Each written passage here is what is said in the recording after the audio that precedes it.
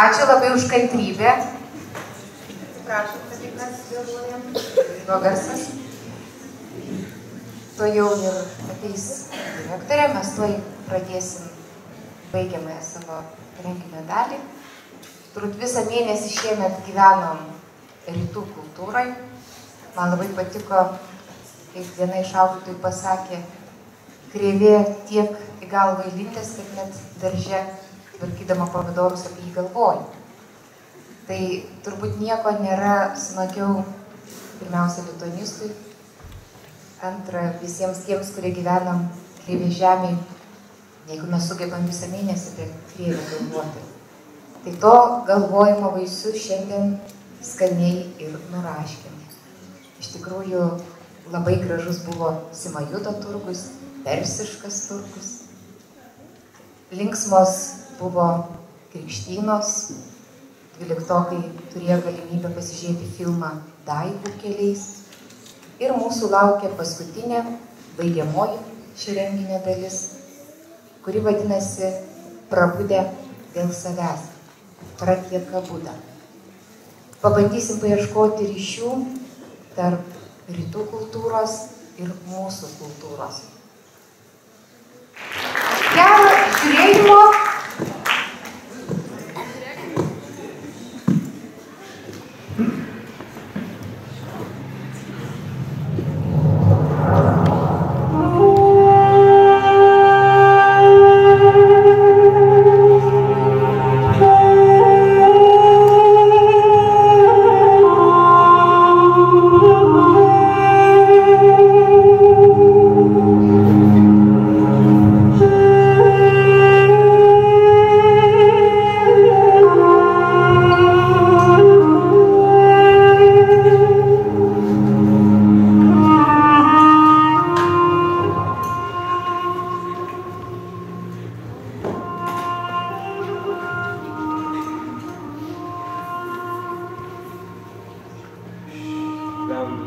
Gango velnių pasą.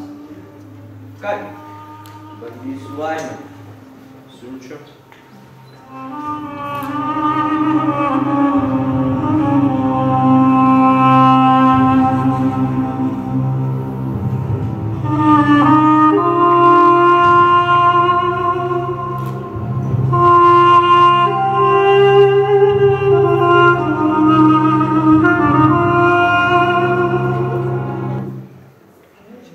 Matai, mano apysaka Pratieka Buda, kaip ir legenda.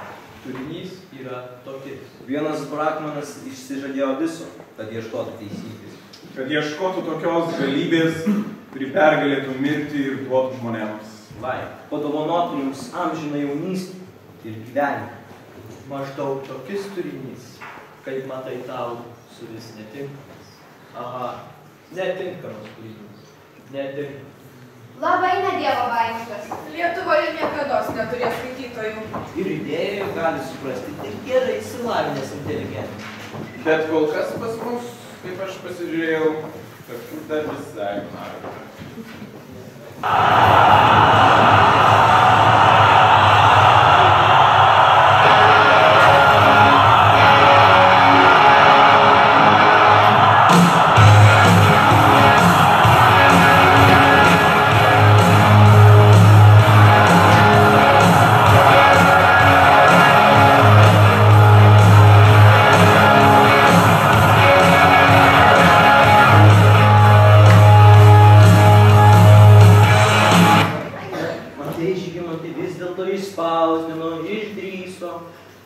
Tiksliai yra Pratieka Buda.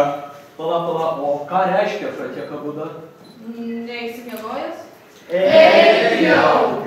Nedamiegojęs? Ką? Persimiegojęs? Nesąmonė! Taigi prabudęs. Dėl savęs prabudęs. Kaip tai? Prabudęs dėl savęs, nesuprato gyvenimo prasmę.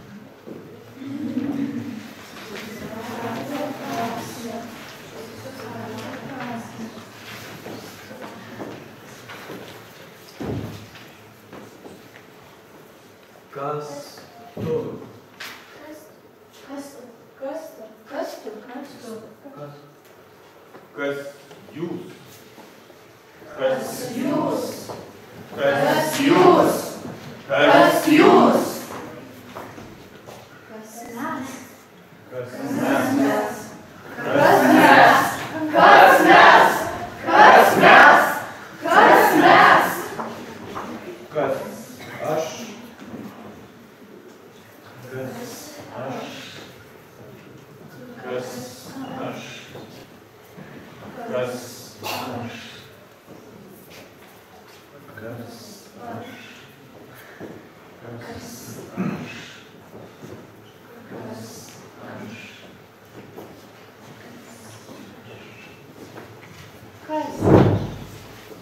Kas aš? Ten, kur šventi tako vandenys teka, gyveno triskart gimus.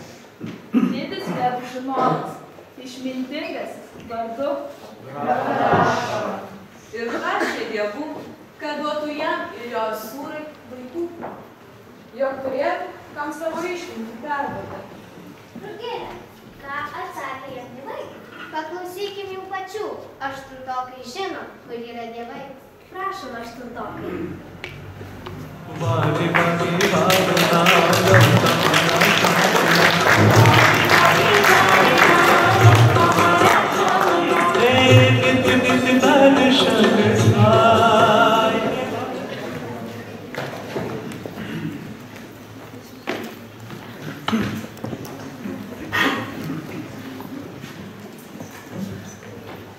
Kas pasaulyje gražiausia ir mano akims maloniausia, prašyk, ko tik nori tavo širdis. O galingasis Indra, ar tu nusigąsi to, kuris turi gimti ant žemės? Tu galingasis dievų ir žmonių ir viso, kas yra danguje ir ant žemės valdovas? Mėlynakė Varivarūna, nežinai dar tų galybės, kur ant žemės gyvena, ir nežinai jų sielos stiprumo. Nejau galingasis Indra, visą pasaulį galėtum mumis maitinti,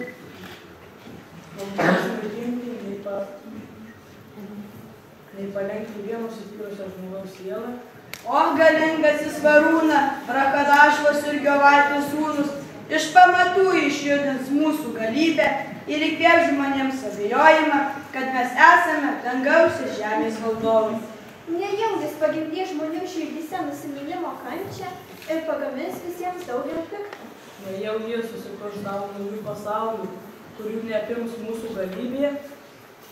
O taip prabils visi žemės gyventojai, kad jie patys yra dievai ir pamėgs kančią ir audrą ir nebeteks pasaulis ramumo. O viešpatie, te prašventa tavo veidas, paves tik mano globai Rakadašvos aibės ir jie papuoš tavo pasaulį.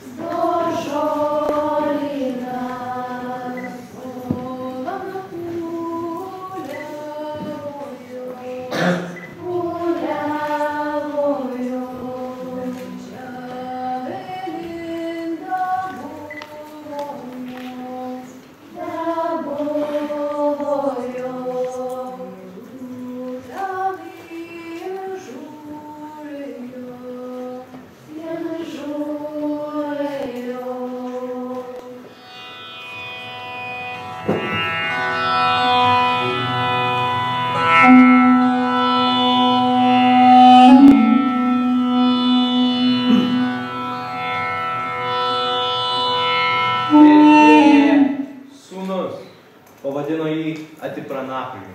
Toje šalyje valdė Satjavanas.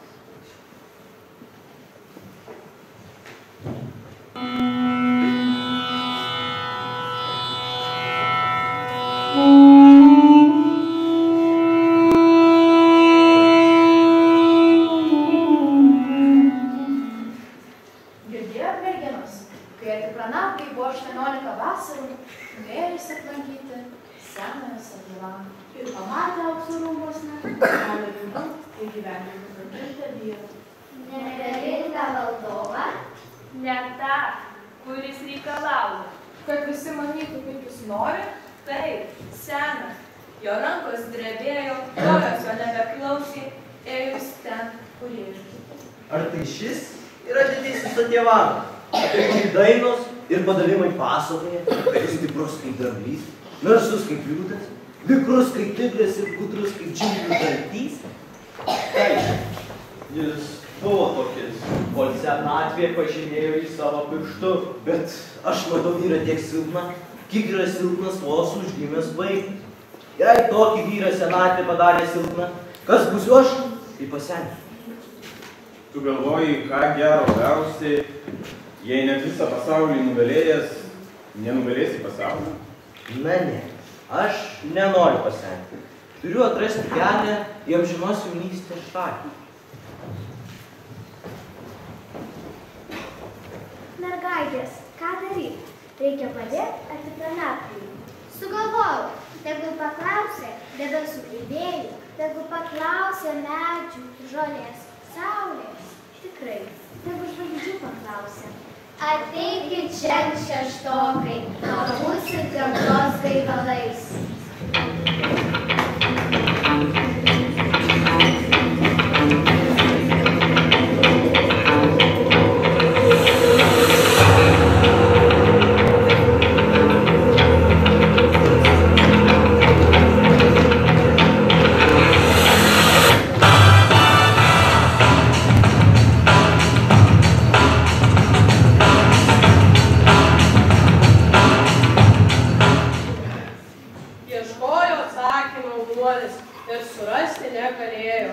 Klausė debesų, kad jam pasakytų, kur yra kelias į jaunystės šalį vedantis, bet debesis jam to kelio parodyti nemokėjo.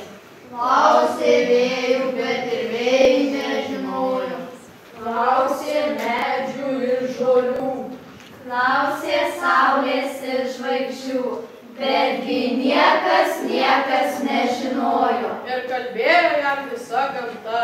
Ūžė debesys ir vėjai, lingavo medžiai ir žolės, mirksėjo saulė ir žvaigždės. Buvo laikai, kada mūsų nebuvo. bus laikai, kada mūsų vėl nebus. Kas gimsta, kas pasaulyje atsirado, kas sensta ir turi pasenti. O kas pasensta, tas miršta ir turi numirti, turi numirti, turi numirti, turi numirti, turi numirti, turi numirti, turi numirti, turi numirti, turi numirti.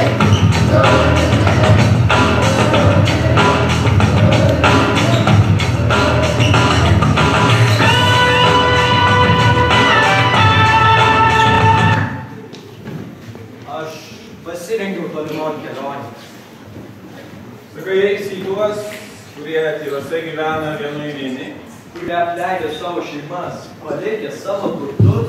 Klausė jų, ar nežino, kaip senatvę nugalėti? Aš noriu visados jaunas. Tu nori. Kad visuomet mano krūtinė jausmai virtų.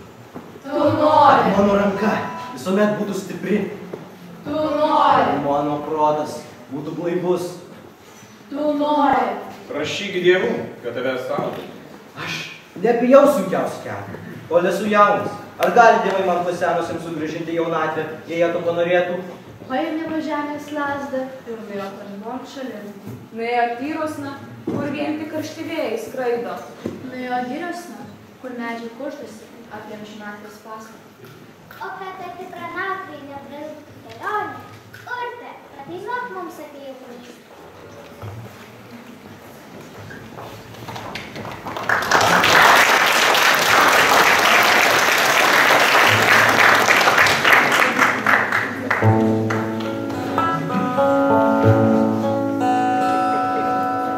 Išėjau per lietų šiltą,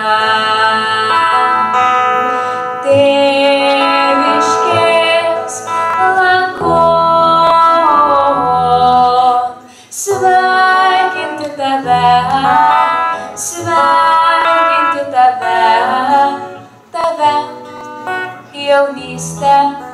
mano. Sveikinti tave, sveikinti tave, tave, jaunystė mano. Pasitik tu mane iš tolo, pavadink gimta kalba, skambanti dainų gija, skambanti dainų gija, tu jaunystė mano. Skambanti dainų gija, skambanti dainų gija, tu jaunystė mano. Kaip auklodais metų žuvo, plaks širdis ne ta, ašarų migla pilka, ašarų migla pilka, liks tau jaunystė mano. Ašarų migla pilka, ašarų migla pilka, liks tau jaunystė mano.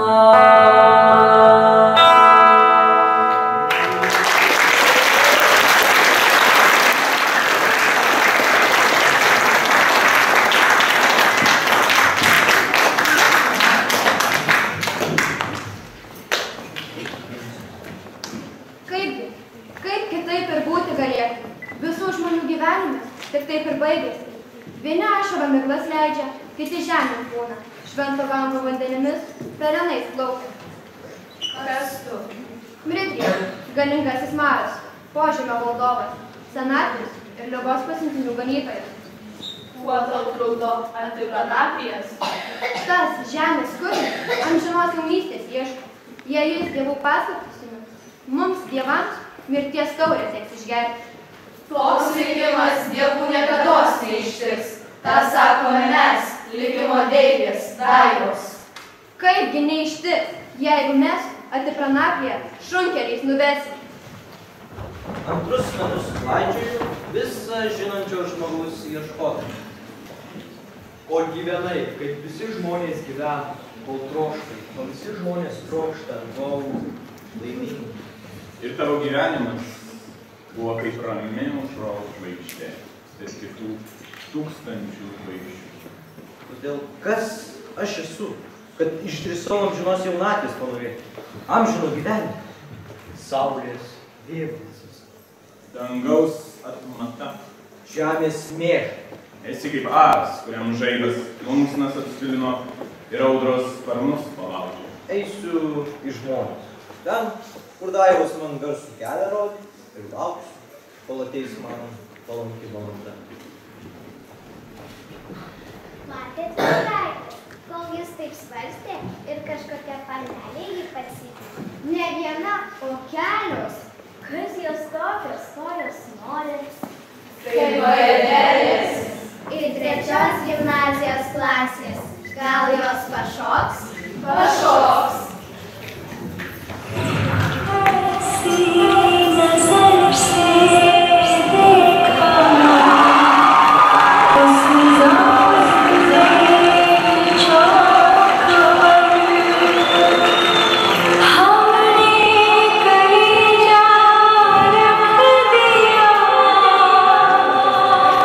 Cha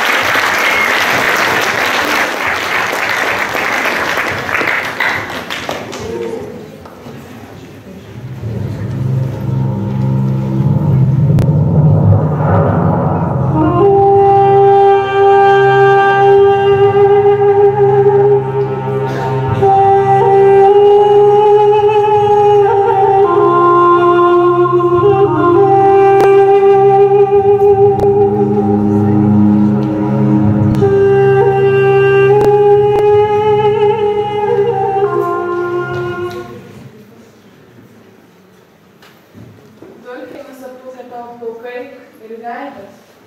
Tolimas kelias, sunkiai tave nuvalina. Tavo tolsio reikia. Viešpatie. Gražiai šokai, Vaidėlė, bet ateis laikas, kai nuvys tavo keistus veidas. Nebeklausys tavo kojos, o akis užges. Ar pagalvoji, kad ateis sunki sena? O kas man darbo, kas bus lyg?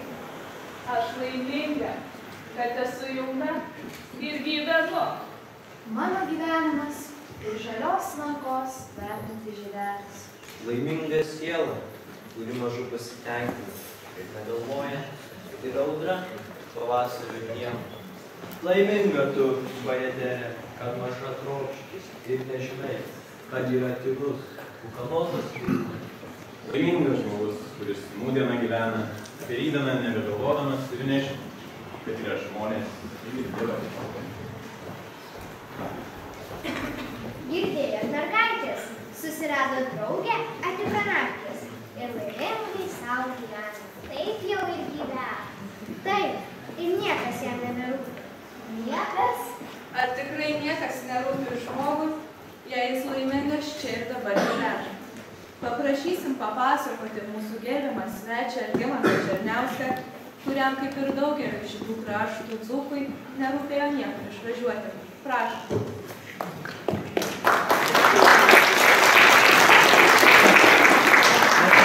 Didelė garbė būti dzūkų, labai gaila, tada sakau, esu aukštaitis iš Igarkos. Iš tikrųjų labai gražiai pradėta ta skaidžių programa.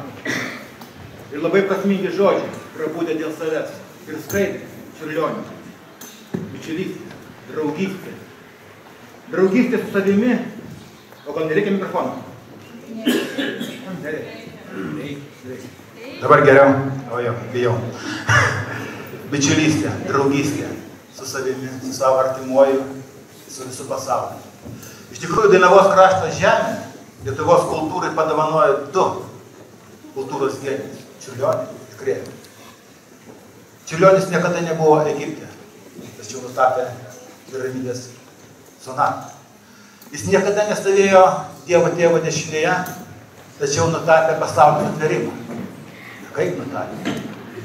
Jis niekada neskraidė su kosminiais laivais, su raketomis, su lėktuvais, tačiau nupiešė žvaigždžių sonatą. Kai žmogaus pažinimas tarsi raketa šauna į kosminės platybės. Pažiūrėkite tą paveikslą. Prakerta mums suvokiamą paukščių taką ir išneria į kosminę begalybę. Vėl į tą patį pasaulį.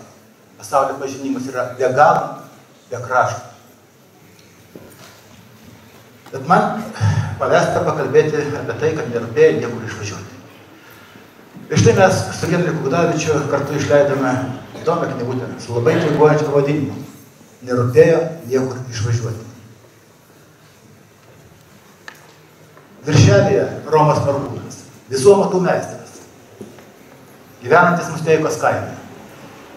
Prieš daugelį metų, prieš 15 metų, jisai nuvažiavo į daugelio jaunų lietuvaičių svajonių šalį, į Ameriką. Legaliai nuvažiavo, galėjo turėti darbą, galėjo likti. Už metų grįžo, mes klausėm, Romai, kogi tu grįžai, tai galėjai ten likti. O jis sako, žinot, ten per mažai laisvės. Man laisvės čia daugiau, Dainavos krašte. Pamatinis žmogaus gyvenimo pagrindas, laisvė. Dažnai tenka susitikti su vaikais, kalbėtis ir vienas vaikas sako, o ką čia man su seneliu kalbėti? Jis nemoka žaisti kompiuterinių žaidimų. Pagalvokim, senelis nemoka žaisti kompiuterinių žaidimų. Tačiau tas senelis išaugino jo tėvus, aprūpino duoną, jį patys sušelpė. O kaip sako mano bičiulis Henrikas Gudavičius, iš kompiuterio niekada nepatekės saulė. Galima dar daugiau pasakyti. Iš kompiuterio niekada neiškris duonos kepaliukas. Duoną reikia išauginti žemėje. Taip, kompiuteriu galima uždirbti pinigų, bet duonos kompiuteriu nepagimdysi. Tai štai šitą knygą ir yra apie tai, kad nerūpėjo niekur išvažiuoti. Ir galima buvo labai gražiai ir iki šiol galima gyventi šiame krašte. Nesenai lankėsi Alytaus miesto mokyklų direktoriai. ir švietimo skyriaus vedėjui, kuris organizavo tą išvyką, jų gražią, padovanojau šią knygą. Jis taip atsituso, iškėlė prieš visus kolegas tą knygą ir sakė, žinot, aš visada sakiau ir sakau, gyvenkime Lietuvoje. Ir man tai buvo sunku kalbėti, už tai, kad mano dukra Anglijai. Bet jinai grįžo. Tai padarė man siurprizą, pasakė, aš daugiau niekur nevažiuosiu. Ir šitas dvi knygas aš noriu padovanoti mūsų gerbėmiems svečiam, kurie atvažiavo, kurie dar kalbės, kad jie nuvažiavę į Vilnių iškeltų šią knygą ir pasakytų, kad spauda rašo netiesą, kad kaime vien prasigėrė, nieko nemokantis, atsilikę. Aš sakyčiau, kad jūs esate patys šauniausi. Jūs matote rūką kylantį iš karto. Jūs savo lūpomis galite nurinkti šerkšną nuo vaistų. Jūs esate daug turtingesni negu tie gyvenantys ant brukų. Taip, kad tą dovanėlę dviem kartiems svečiam. Ačiū.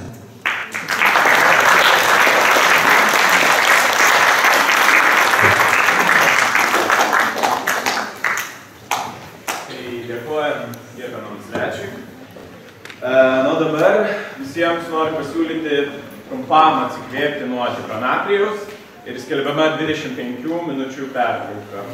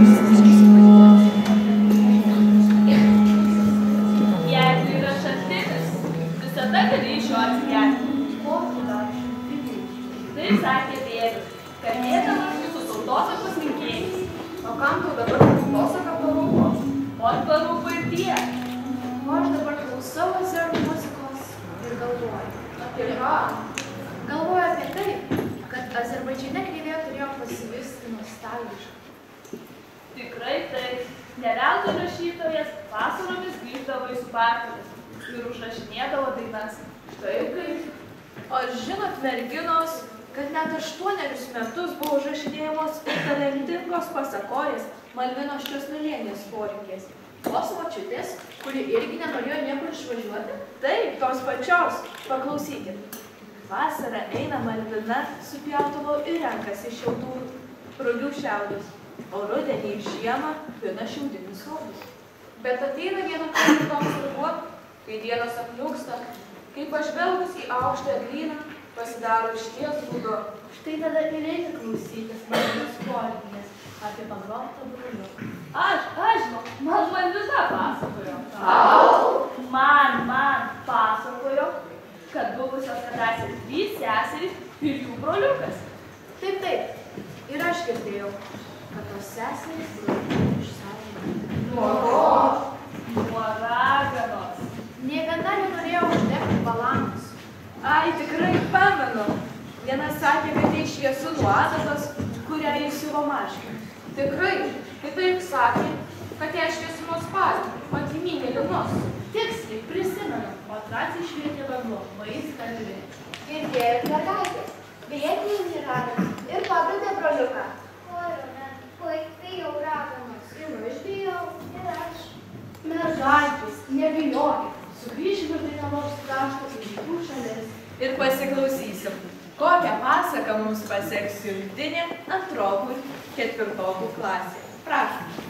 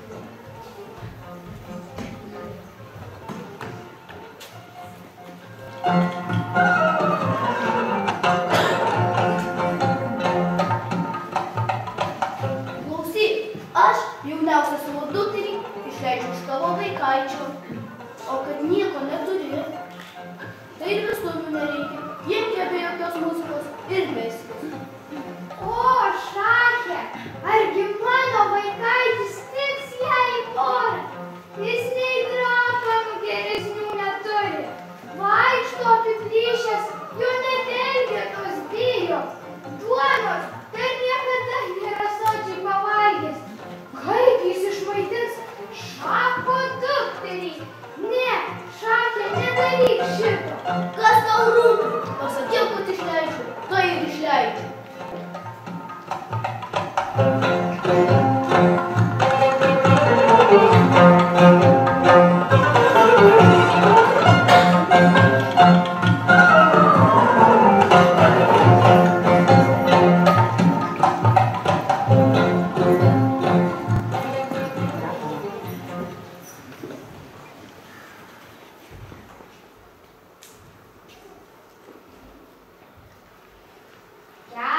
Sūneli, tau žmoną kalbė.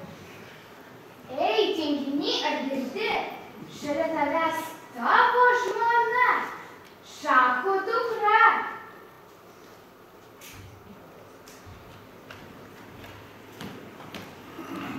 Kelkis.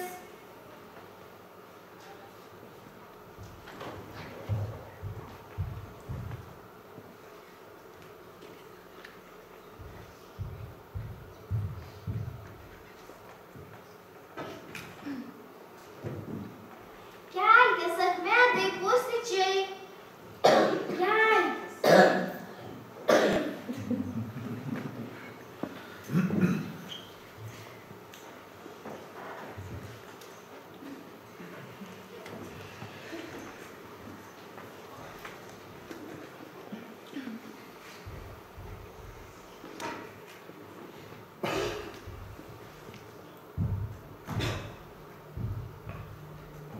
Kelkis, pusryčiai ant stalo ir valgyt.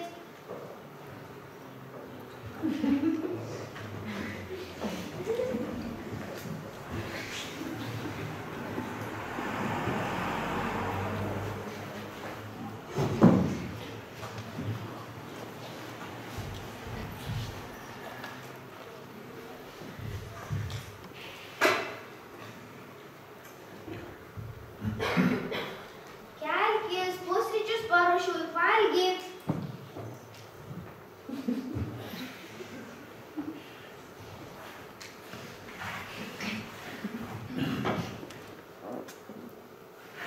Achmedai, aš tau norėjau pasakyti.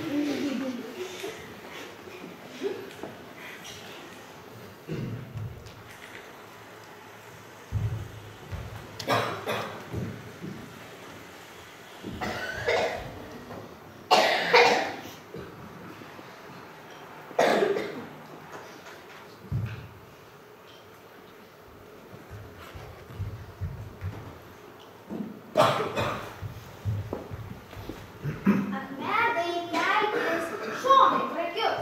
Ten kieme pilna riešutų. Kelkis, susirink ir suvalgyk.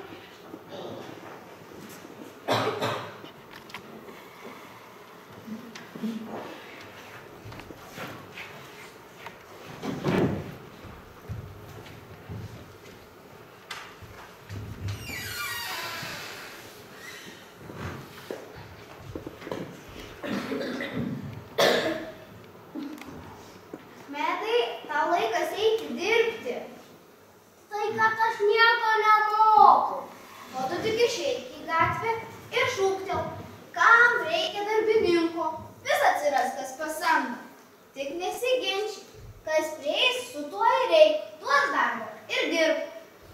Kam reikia darbininko? Sūneli, gal gali sunešti šituos akmenis?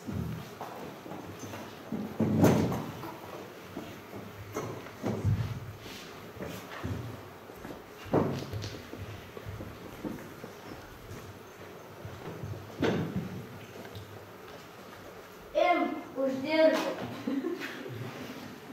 Kam reikia darbininko? Achmedai, reikia šulinį iškasti. Gal gali? Ar galėsi iškasti?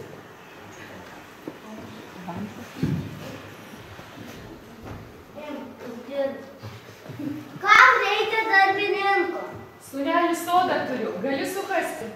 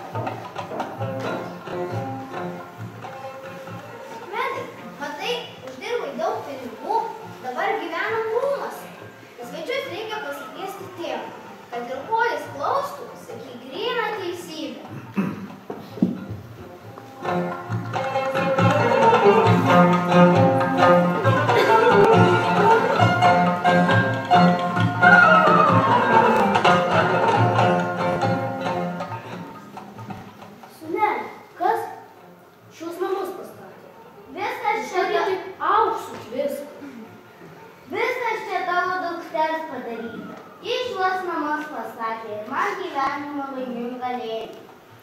Na ką, tėve, dabar įsitikinai, kad namus tavo moteris? Tavo teisybė.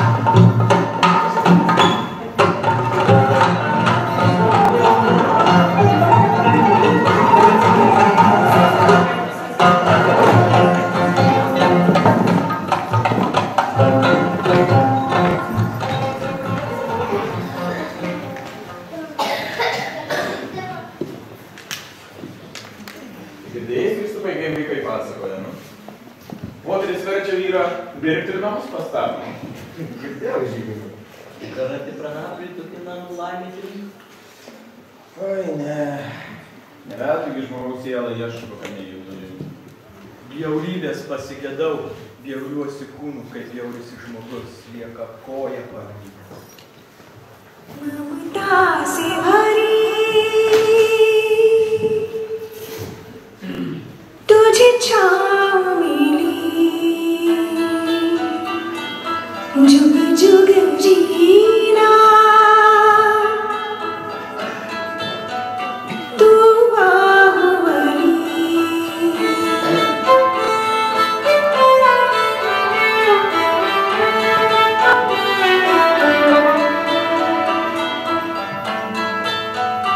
है जहाँ विश्व और अमृत भी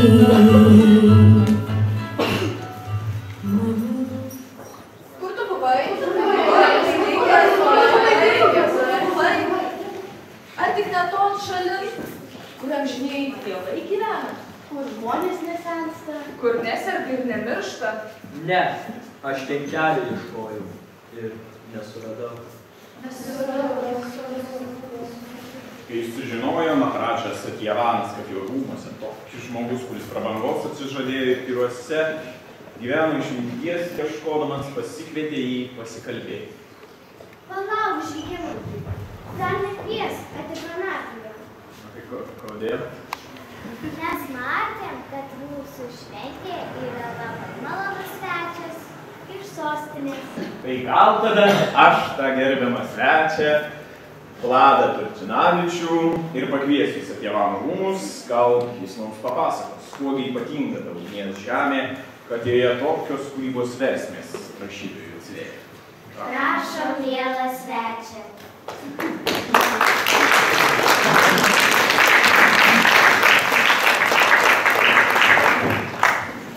Sveiki, moksleiviai, laba diena direktorė, laba diena mokytoja Rita.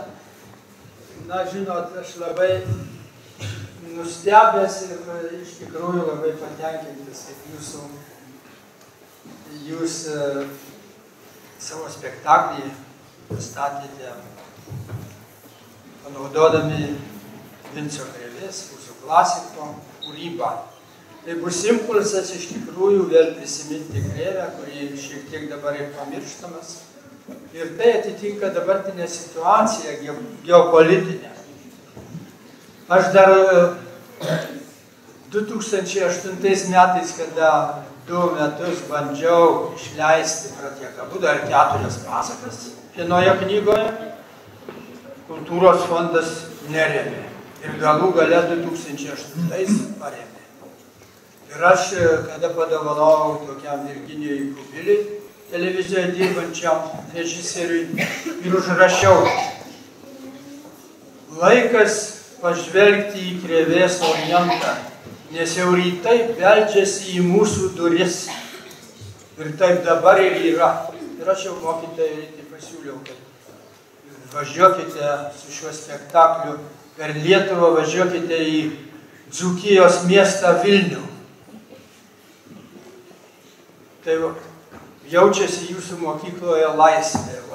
Aš galiu gyvendamas sovietų laikais tą pajusti, ką reiškia mokiniai laisvi. O juk ta Pratieka Buda ir iš vis rytų pasakos tai buvo draudžiamos sovietų laikais. Jeigu skaitysi tokį kaip Azerstano šalis, tai tave pasodins į psichiatrinę.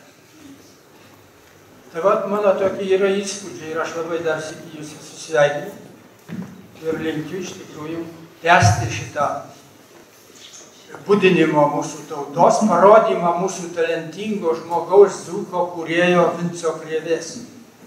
Ir ką jūs sakote? Ką jūs manote? Vienas lietuvis amerikonas Rimas Černius išėjo teisininkas būdamas, išėjo į pensiją. Ir rašo jis man. Noriu išversti šią knygą į anglų kalbą. Ir aš jam 3 egzempliorius nusinčiau, todėl jūsų bibliotekai neturiu dabar jau padovanoti tą knygą Pratieka Buda. Ir jis išvertė po 100 metų. Ir štai galų gale pasaulis pažins šedevrą Vinco Krėvės. Na ne? Pritarėt man? Šedevrą, taip, panerėti? Manau, kad taip. Tai šiemet lyg tai turėtų išleisti jau šią knygą. Dabar truputį nukrypdamas nuo jūsų temos noriu paminėti apie kitą Vinco Krėvės knygą Pagunda. Aš ją išleidau Klaipėdos žygio drąsiausio Lietuvos istorijoje 20 amžiaus drąsiausio politinio ir karinio žygio proga, kadangi buvo 13 metais minima 90 metų Klaipėdos atgavimo data. Tai Pagunda yra, daugelis dabar galvoja, ką čia tas Krėvė apie pagundą, gal vėl apie meilės kažkokią sceną erotinę ar panašiai. Bet čia yra iš tikrųjų pagunda sielai. Taip pat. Tai yra paskutinis jo kūrinys Amerikoje parašytas Baltaūsio slapyvardžiu 50 metais. Išleista.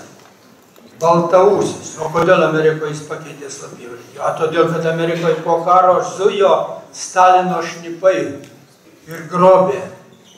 Juk jis buvo paskelbtas komunistinės vyriausybės dar 46 metais tėvynės išdaviku, atimta akademiko vardas, uždrausta jo kūryba, iš mokyklų išbraukta ir iš bibliotekų išimta. Tas tęsiasi beveik 14 metų. Tai Pagunda čia iš tikrųjų jis aprašo, kaip Stalino agentai verbuoja prancūzų žurnalistą tarnauti komunistams. Žodžiu, šią knygą įdėjau dar jo atsiminimus apie Klaipėdos sukilimą, jo atsiminimus apie sovietų invaziją 40 metais. Ir iš tikrųjų norėčiau dabar padovanoti jūsų gimnazijos bibliotekai ir pasveikinti direktorę už puikius renginius. Ačiū.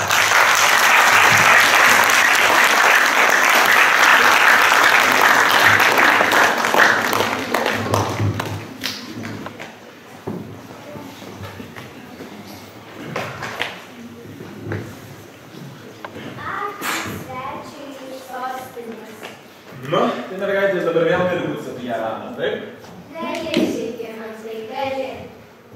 Pakvietė Satjavanas į mūsų Atipranapiją. Pažvelgė į Satjavaną Atipranapiją ir pamatė. Rami, išminties kupina senatvė, gali būti graži. Pamanė ir pamilo Atipranapiją senatvę. Ir nebebijojo jo. O taip, pasirodo senatvė gali būti graži, kaip ir pilna jėgų jaunystė. Nuo tos dienos.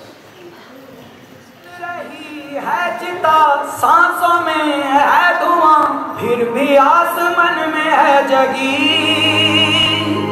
भोर होगी क्या कभी यहाँ पूछती यही ये बेड़ियां. Nuo tos dienos, kai atsirado šis pasaulis, visi žmonės ieško nuvalymų. Bet dar niekas nesužinojo, kur ji yra ir kas ji yra. Toli ieškome. O gal iš šalia mūsų? Žemėje gyvendami kenčiame, kad dangaus nevaldome. O jei žmogus taptų dangaus valdovu, ateik, sūnau. Seno tėvo nebijok. Matai, tai yra atipranakai. Jis daugel matęs, daugel nusimanęs ir tavo vienamžis. Tebūnie, jis tavo draugas. Kodėl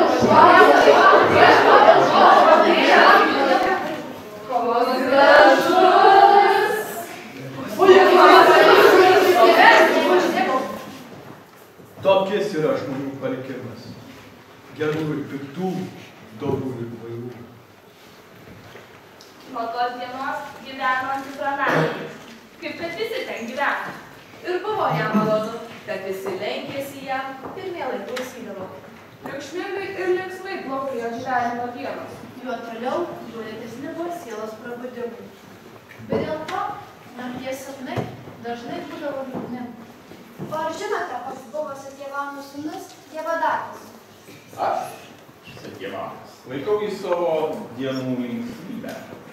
Mes, broliai ir seserys, laikomės savo skydu. Garbinom jį kaip Lovatos viltį savo gynėją. Kartą atvyko į rūmus nepažįstamas vyras ir tarė. Esu Samaras, iš tolimųjų rūmų atvykęs ir noriu paslaptį atskleisti tik Dievadatai. Paslaptį? Prieik prie manęs, Samarai. Ką nori man pasakyti?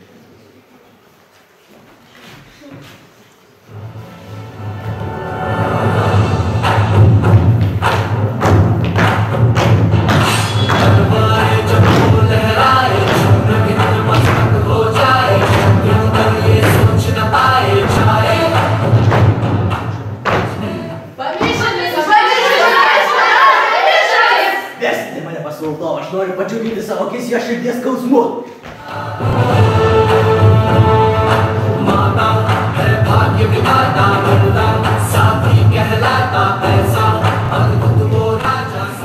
Ką tau pikto padarė mano sūnus, kad tu prieš jį ranką pakėlei gyvybę atimdamas? Mirtis jam, mirtis! Aš tasai, kuris tavęs nebijo, mirtimi nubausi. Skaudžiai nuskriaudei seną žmogų, kuriam maža tebeliko pasaulyje. Tu keršiai už skriaudą ir kad keršydamas patsai nuskriaudei nekaltą. Eik ir gyvenk, ramus. Aš keršto neieškosiu ir tavęs skriausti nenoriu. Tai atkeršys tau gyvenimas.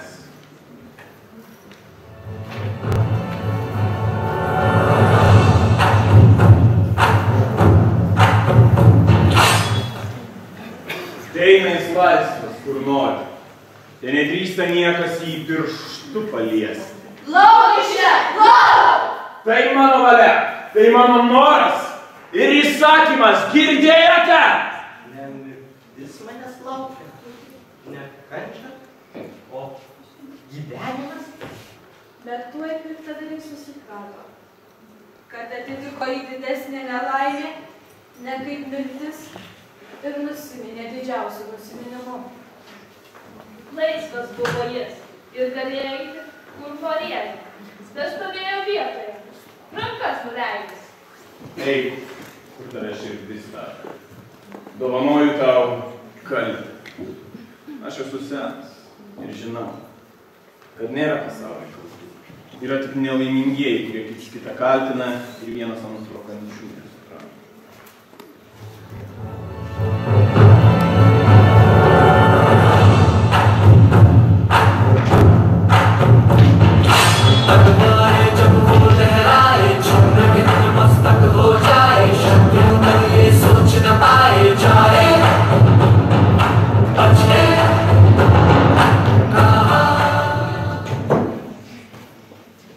Niekas daugiau jo nematė ir nežinojo.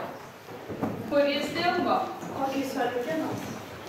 Žmogus žmogų veikiam padaro piktą, kai širdis sužaidžia. Keršija tada ir vienas antram piktą daro. Tik bitutė, nieko neįžeidžia. Ir jos niekas nekliudo. Ir vis dėlto žmogus vaikel visai netoks piktas. Kaip kartais būna.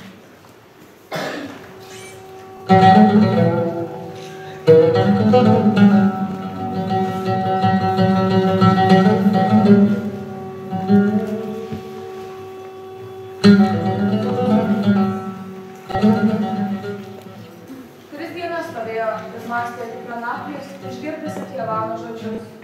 Kalba semanai, kad naujų pavadalų pasaulį aplankys. Gal tiesa kalba, o gal kalba tik tam, kad savo sielvartą nuramintų. Bet ir tada nebūtų taip aš, nebūtų tu. Tik būsime žmonės ir šių dienų neatsimins. 3 dienas aš stovėjau ir mąsčiau. Jis negėrė, nevalgė, nemiro, neatsiliepė draugų šaukiamas. Pabudęs po ilgo mąstymų, vėl apsivilko mano rūbus ir metė viską. Apleido savo tėvą, savo draugus, metė savo turtus. Laimingą gyvenimą.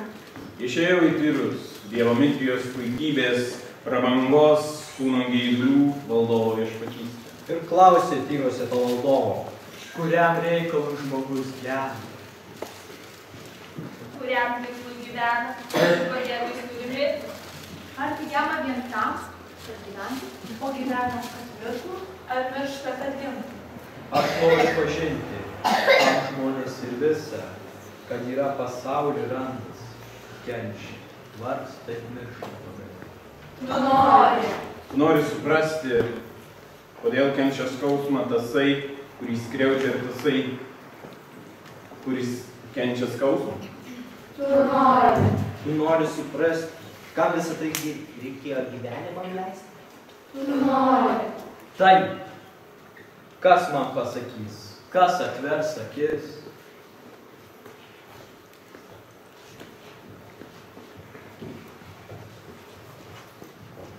Bratmane, tu nori žinoti, ko nedrįsta žinoti ir patys dievai. Tai pradžia pačia paslaptis. O kokias yra Dievas? Anksčiau vis maniau, kad jisai gyvena danguje. Galingas, visažinas, senas, truputį rūstus, truputį geras, dažnai susiraukęs, nes jį žmonės nori. Jis juk visai kaip yra. Aš manau, kad ne. O kaip tu manai, man vis rodosi, kad jisai švenčiausias, kaip vėjelis kopis, kaip oras. Dėl to taip lengva ir ramu, mergaitės. Ramu, kai esi žemė klodas, turi ją ir turi. Viskas tada nutyla. Kad aš turėtau pas tėvulį valalį, aš pastatytau viduj dvaro klėtę. Aš pastatytau viduj dvaro klėtelį, tai aš sudėtau zierkolinius lange. Audronė, o ar žinai, kamgi tada gyvena žmogus? Dievo, laimė ir meilė žmogus gyvena. Kodėlgi tuomet ir nėra Audronė kito kelio, kaip tasai, kuriuo eina visas pasaulis? Kodėlgi tuomet Emilija, meilė, negali patenkinti žmogaus širdies? O kai nepateisintas žmogus, nėra jam laimės, kaip nusiminimas, nusivylimų terminas. Nejaugi visi šio laiko žmonės, tokie patys. Oi, kurgi tą vaikelį, dabartinių vaikų vaikai gudresni negu anksčiau buvo savo ir vyrai. Bet ko žmonės nenori prasti? Ar dabar, ar seniau buvo, ir to ir nepranta. Kai aš buvau jaunas, pradėjo geležinis kelius tiesti. Kai pasklido šitas gandas, kad bus geležiniai keliai, mano tėvas amžiuje matėsi, tai tik juokėsi, mačiau. Kelią geležinį tiesė žmonės nuo ragans neturi geležės, O jo kalba, kad geležinį kelią tiesi ir sumano visi meluoti. O etnologas Norbertas Vėlius šitaip kalbėjo apie dainininką Petrą Zalanską. Kaip lengva gyventi, kai žmogus viską žino. Pakvieskim mūsų svečią Dzūkulį Juozą Žikavą. Kaip viską žinantį žmogų. Darė mums žodį apie Dzūkulius. Na, Kristupai, pakvieskit. Prašom.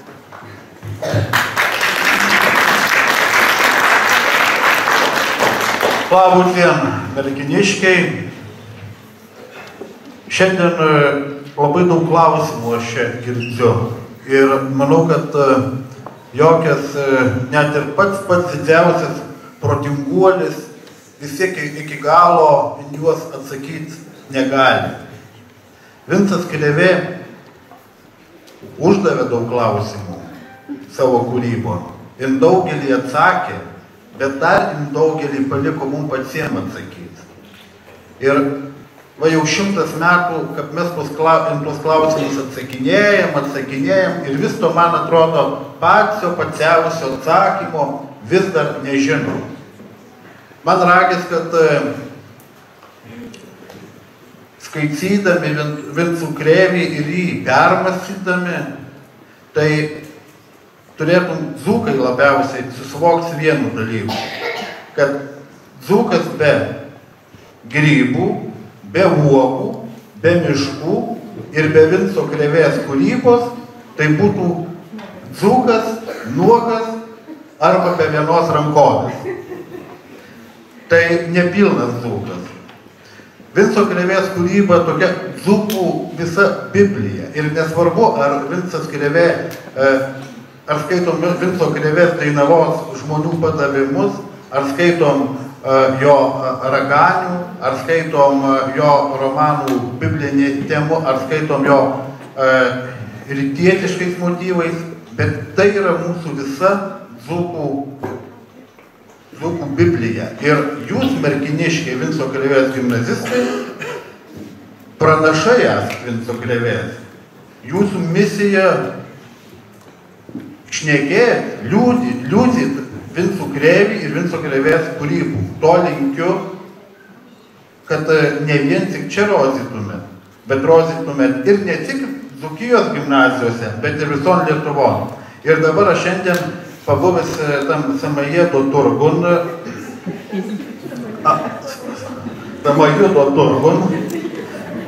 ir gavęs tuos pinigėlius, tai žinot, pasijutau tokiu kaip pirkliu, kokiu iš Persijos atvažiavusiu. Ir aš nusipirkau tokių maliukų daiktų, bet nutarau nusipirkti visus jūs. Ir mes jau čia beveik jau viskį susiderinom, tai sausio mėnesį perku jus ir kviečiu į Vilnių sausio 1 antradieniui visų tai parodyti Vilniaus dzūkam į mokytojų namus. O toliau visas detalės, punktus, tai mes čia sudėrysim vėliau. Taigi, dar dėkui iš pakvietimų ir liūdžiai Vincų Krėvį.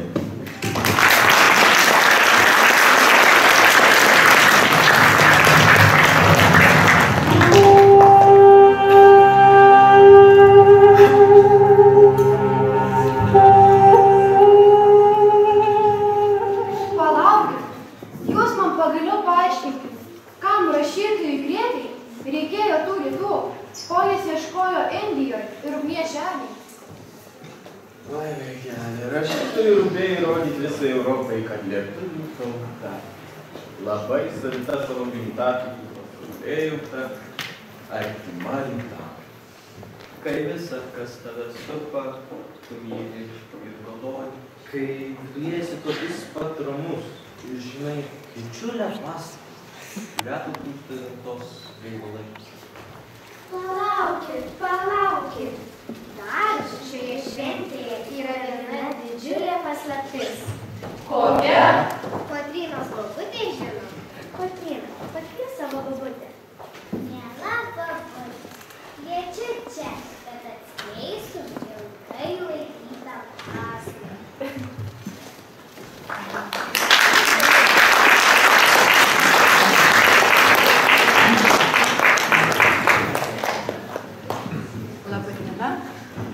mėly moksleiviai, mėly svečiai, direktorė. Aš esu deleguota merkinės bendruomenės. Tokia proga, kad matydami, kokie yra darbštus, talentingi, kūrybingi mūsų gimnazijos vaikai ir kaip kasmet gyvena čia rašytojo dvasia, merkinės bendruomenė pirmą kartą šiais metais įkūrė Vinco Krėvės premiją moksleiviams už filologinius nuopelnus. Pirmą kartą ši premija 100 eurų vertės dydžio, 100 eurų dydžio yra paskirta Simonai Valeišaitei. Paskaitysiu už kokius filologinius darbus. 2007 metais Merkinės etnokultūros klubas Kukumbalis įgyvendino projektą Dzūkijos lopšinės glėbyje. Projekto rezultatas etnologinė monografija Merkinės lopšinės išžaidinimai. Nedidelio tiražo 400 egzempliorių, tačiau reikšminga Lietuvos mastu, kaip daktaras Žilvytis Šaknys įvertino kaip etnologinę monografiją, ypač pabrėždamas svarbą, jog tautosaką rinko ir analizavo vaikai ir moksleiviai. O knygos ašis yra gimnazijos moksleivės Simonos Valeišaitės darbas. 2006 metų Respublikinėme jaunųjų filologų konkurse laimėjęs pirmąją vietą. Lietuvių literatūros ir tautosakos instituto profesorius Leonardas Sauka, paėmęs į rankas šią knygelę, džiugaudamas rodė, sakydamas, štai žiūrėkit, lopšinės gyvos, o jūs sakėt, kad senoji tautosaka miręs reikalas. Apie Simoną Valeišaitę paprašysiu dar kalbėti mokyklos direktorę Reginą.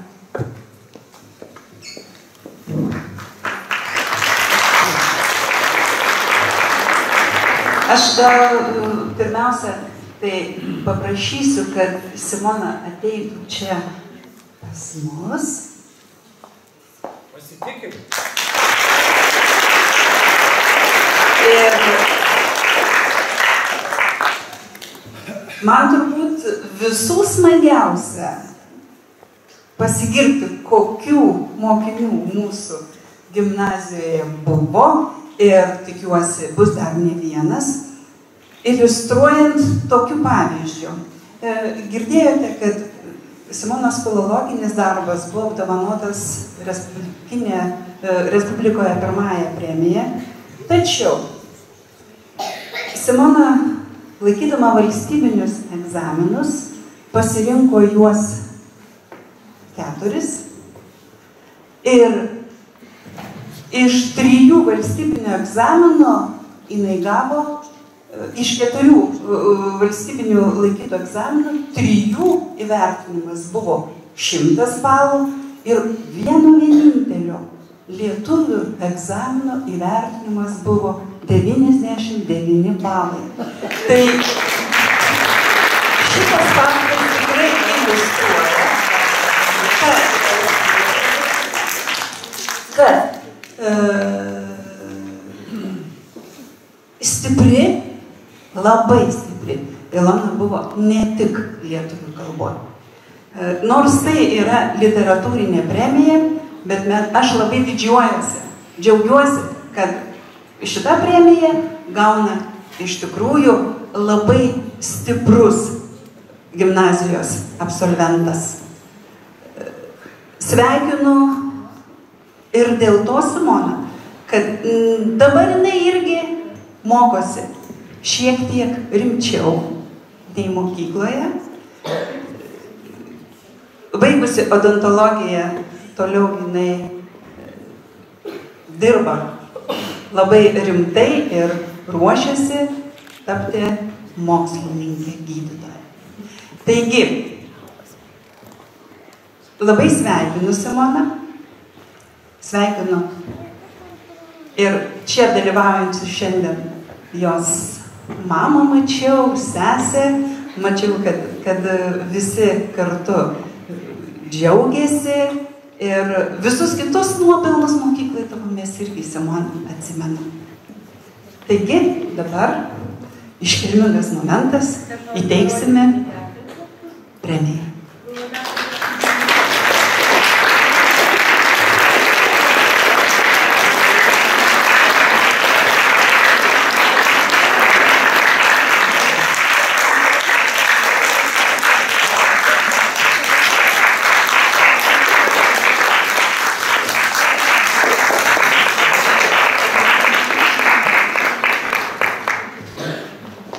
Atsiprašau, Simona, dar aš norėčiau porą žodžių. Aš aišku, jeigu supratau, kad ten tik filologai gali 99% įvertinti. Jeigu aš ten būčiau, tai būčiau įvertinęs 100%. Bet iš tikrųjų Krėvė buvo labai šakota asmenybė. Ir jis pasireiškė visuomeninėje veikloje ir politikoje, ypač besikuriant Lietuvai, tai yra 22-23 metai. Noriu Jums įteikti muziejaus išleistą šią knygą. Pagunda su didelytės spalvota grafika. Čia yra tema, aišku, kita, politinė daugiau. Būkite laiminga.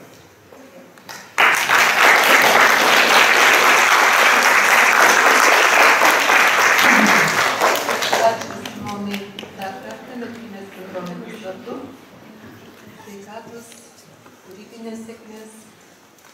Ir noriu pažadėti visiems kitiems, kad tai yra pirmoji premija ir paskatinti, kad mūsų moksleiviai, gimnazistai tęstų tos gražius darbus. Sėkmės visiems.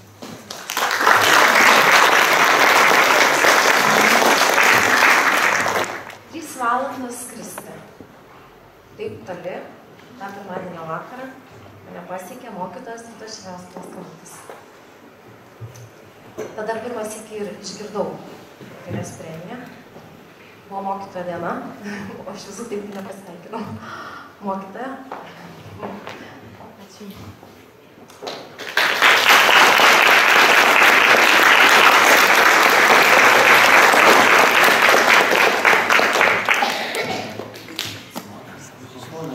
Ačiū.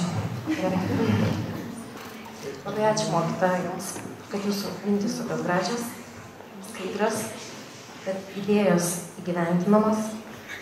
Ačiū Jums už Jūsų ryžtą. Ir labai ačiū Jums, kad sugebat suvesti tai, kas nesuvedama. O apie tos tolius, nuo kur pradėjau.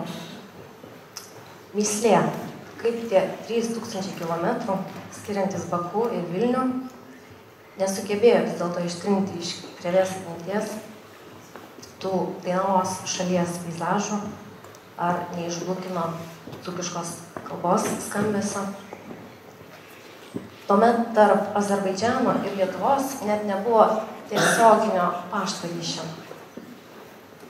Aš galvoju, taip atsitiko dėl to, kad jis buvo laisvas žmogus. Laisvės troško ir mums, laisvės norėjo Lietuvai. Todėl ir mes turėtume būti laisvi, aplink save siekti laisvę, atvirą širdim keliauti per pasaulį. Kaip azerbaidžianietis profesorius, kurio pavardės tikrai nepasakysiu, kalbėjo apie Krėvę. Krėvė kaip kūrėjas žengė gimto krašto žemę, o žvelgia į pasaulį plačiai. Tai ir mums visiems to labai labai linkiu. Aš nepailsdama visiems kartoju, kad esu iš Merkinės. Nepažįstu nei vieno žmogaus, kuris pažįsta mane ir nežinotų, kad aš iš Merkinės. Dažnam tenka pamankštinti galvą ir prisiminti, kur vis dėlto jinai yra. Aš galvoju, Merkinė tai yra tas kraštas, ta vieta, kur tik čia gali gimti mūsų ištikti tokie stebuklai, kurie vyksta šiandien. Tai labai ačiū visiems, kurie kūrė Merkinė, kurie grįžta į ją, vis išvažiuoja, bet ją prisimena. Džiaugiuosi, kad esu merkiniškė. Ačiū Jums, sėkmės, laimingai, geros kloties mums visiems.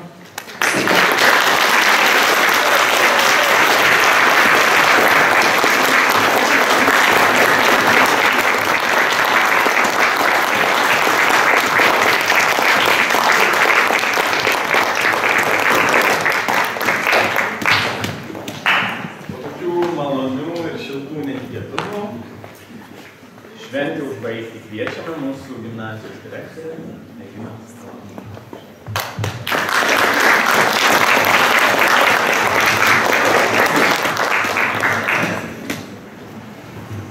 Taigi tradiciškai visą gimnazijos bendruomenę noriu pasveikinti su tik ką praėjus Vinco Krėvės gimtadieniu, su švente visus ir gerų atostogų.